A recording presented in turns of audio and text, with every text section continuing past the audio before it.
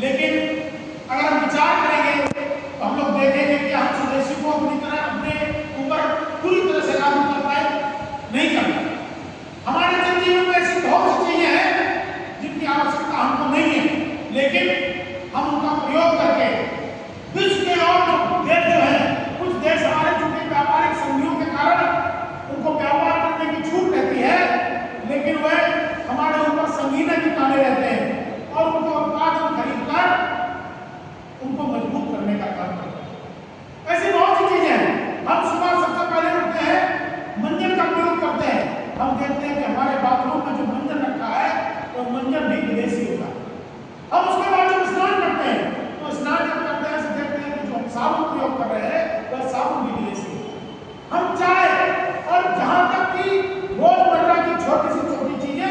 कब हमारे घर में प्रवेश कर गई और वह विदेशी थी, हम उनको जान नहीं पाए, और जान से इसलिए नहीं पाए क्योंकि हमको किसी ने बताया नहीं और हमारे अंदर कोई जागरूकता नहीं।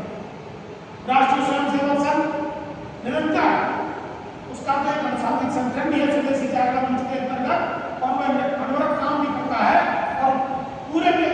देश में तरह तरह के अभियान चलाकर सबको जगाने का काम भी करता है। लेकिन निश्चित रूप से मानिए कि हम लोग अभी तक स्वदेशी को अपने ऊपर पूरी तरह से अपना नहीं पाए।